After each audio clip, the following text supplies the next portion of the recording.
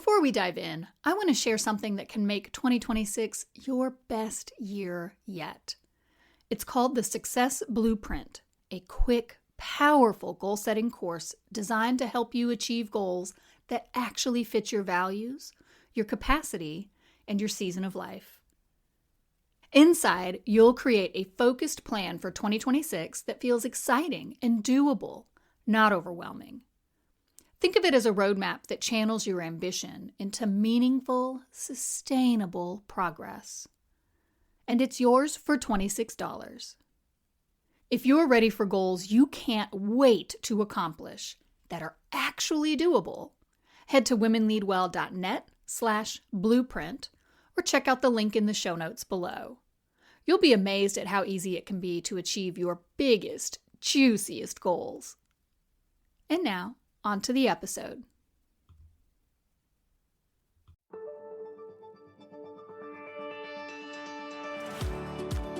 Welcome to Joyfully Unstoppable, the podcast for women who are ready to lead boldly, live lightly, and reclaim their joy.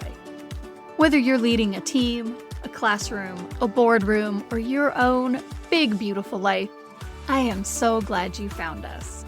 I'm your host, Becky Hamm, leadership coach, speaker, and founder of Women Lead Well. After years of high-level leadership, I discovered that success doesn't have to come at the cost of your peace, your values, or your well-being. Each week, we'll explore what it means to lead joyfully, sustainably, and authentically, even in a world that tells you to hustle harder and prove your worth. You carry a lot. Let's help it feel lighter.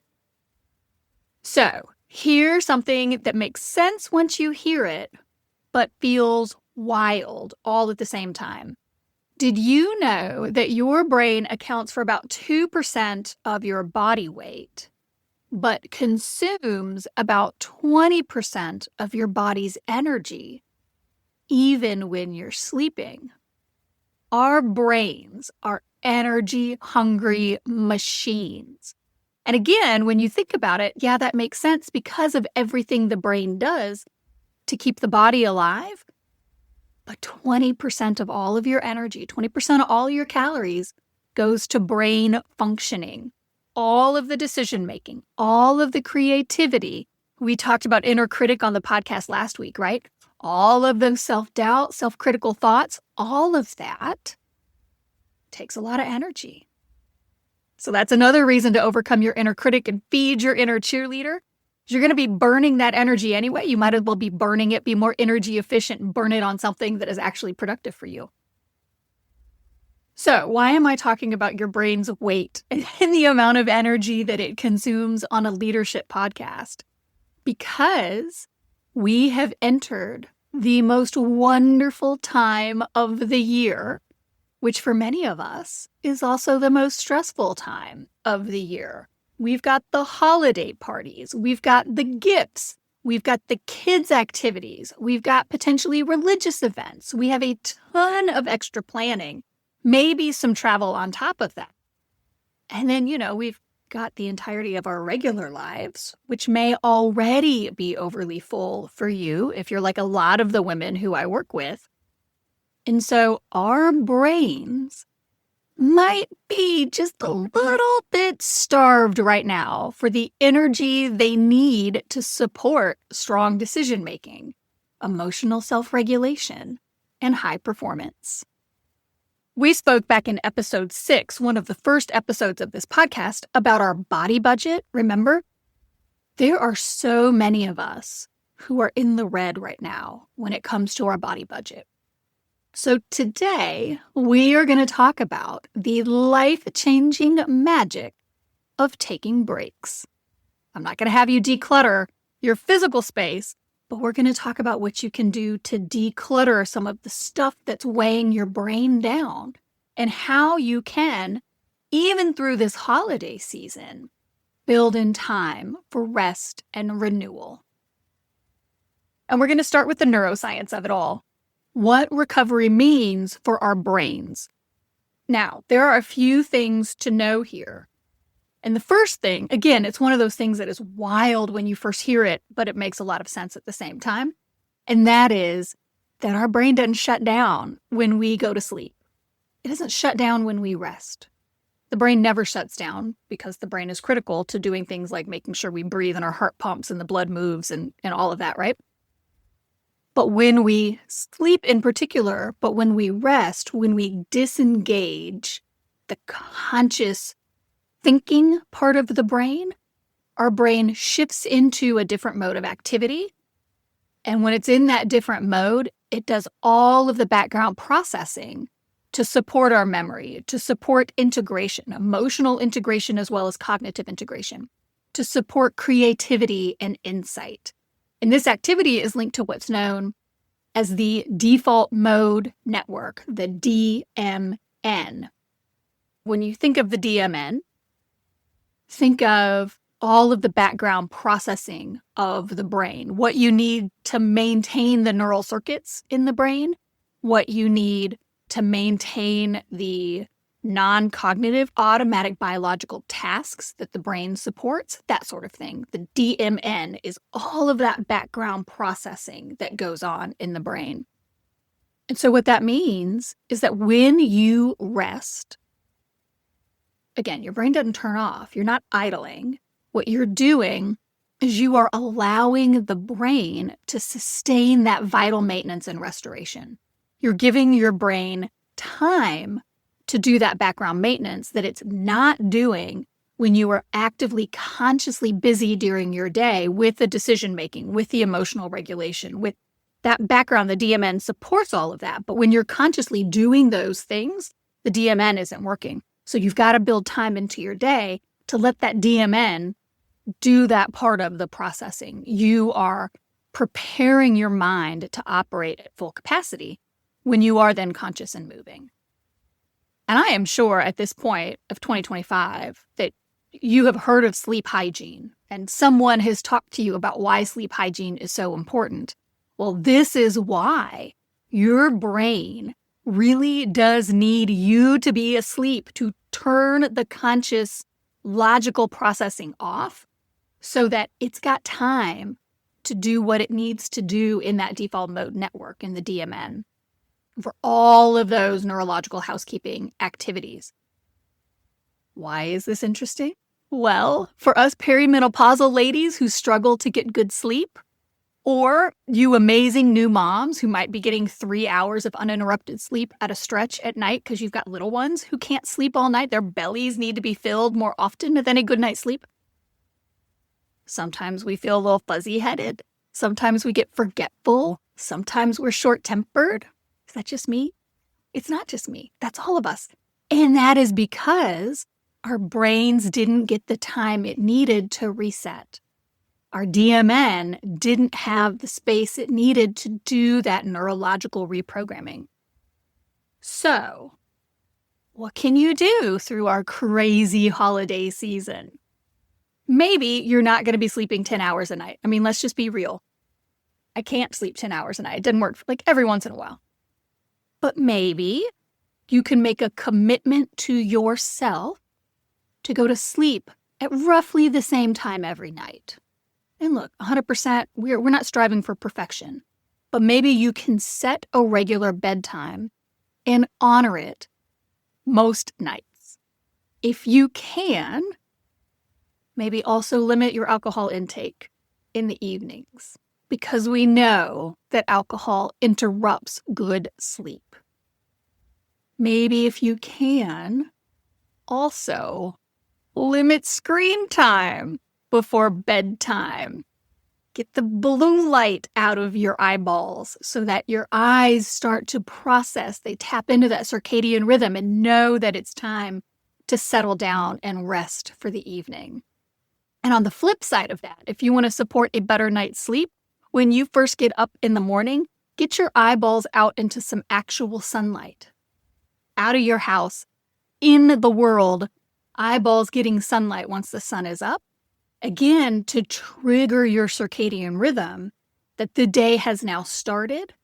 And so that brings you energy throughout the day, and you will naturally start to sundown or sunset when it's evening.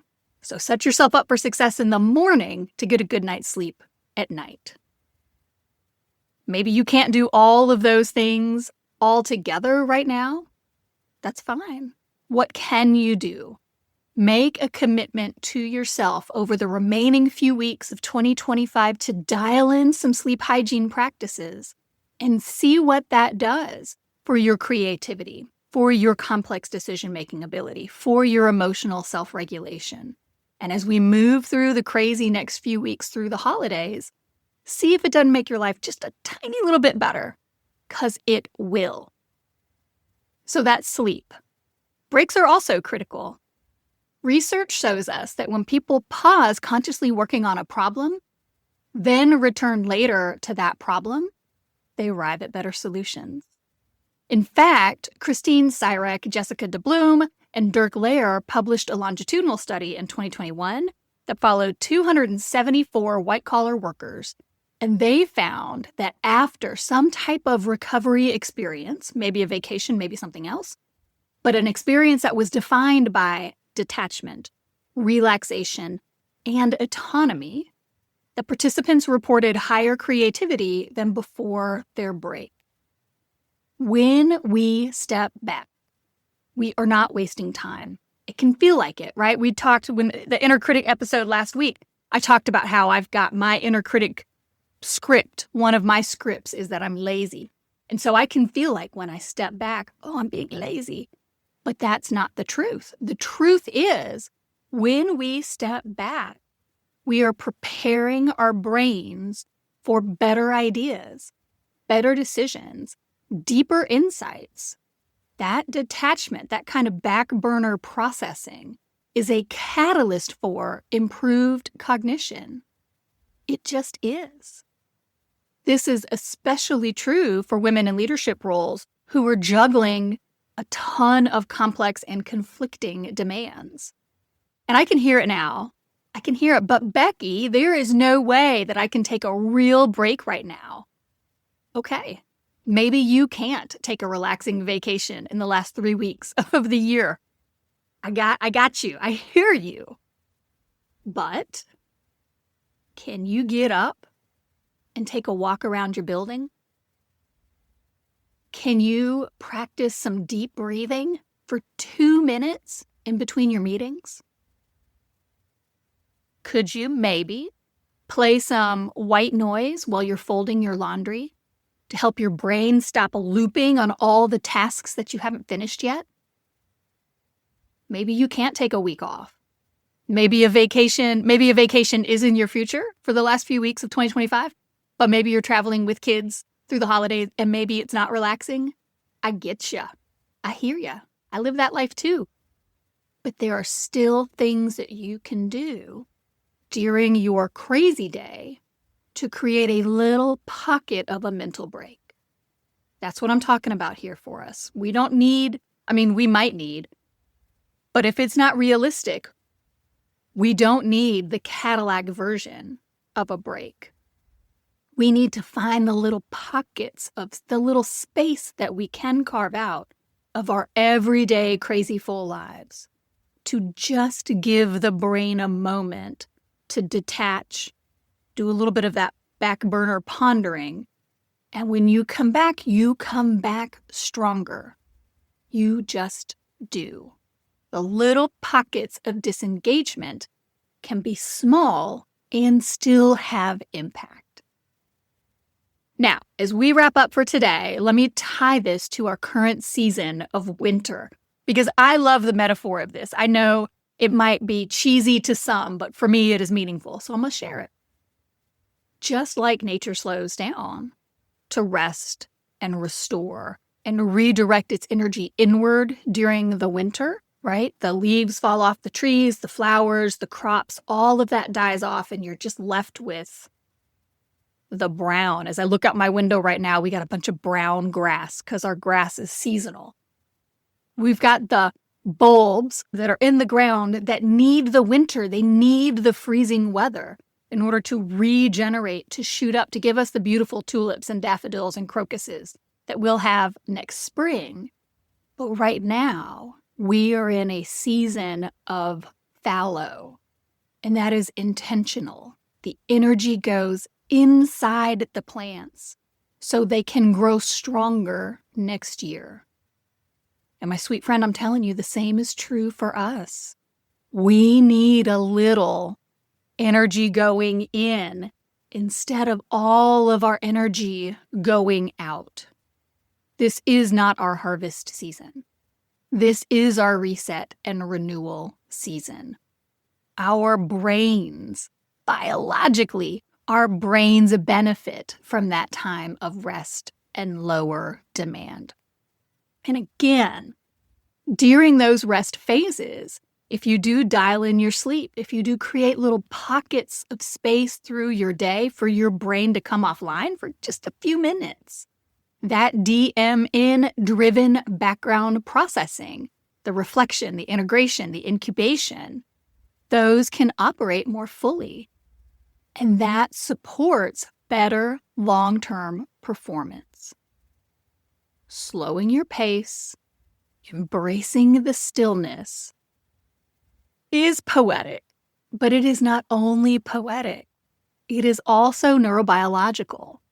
It gives you energy. It gives your energy-hungry brain a chance to restore, reorganize, and build capacity for the months ahead. So, I would encourage you to treat rest and recovery as part of your performance toolkit. This is not some kind of an afterthought. This is not something you have to earn. No, ma'am. It is a baseline part of the business. And it's not something that you get if there's time left over. No. This is a strategic choice that you make, a strategic priority that you protect to preserve your cognitive energy, to foster your deeper thinking, and to support sustainable leadership.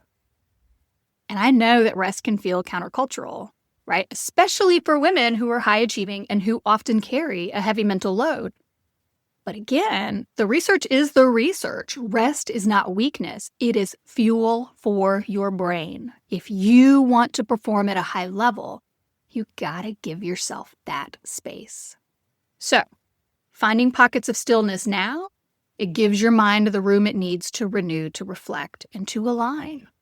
That will make your future bloom more sustainable, more creative, more grounded. It's a good thing. Now, I hope this episode has inspired you to find some pockets of stillness and to be intentional about protecting time for your brain to renew. And I hope you'll join me next week when we talk about finding flow this holiday season. While it is so important to rest, you also deserve to move through the next several weeks with more ease. That can be a challenge this time of year, so we're going to talk about it. Now, if this episode spoke to you, I would love for you to share it with a woman who's running on empty. We need more women leading from alignment, not adrenaline. And please don't forget to like and subscribe. And if you could leave a review, I would really appreciate it. Building those reviews on Spotify, Apple, YouTube really does help a little podcast like mine to get some traction and to show up for more women who could benefit. And remember, you can always grab our free resources like the thought-catching journal prompts, the year-end review, or the mental load reset at the Women Lead Well website, and I'll link it in the show notes below. Remember, joyful, sustainable, and authentic leadership is possible, and you deserve to enjoy every minute of it. Until next time, I'm Becky Hamm, and this is Joyfully Unstoppable.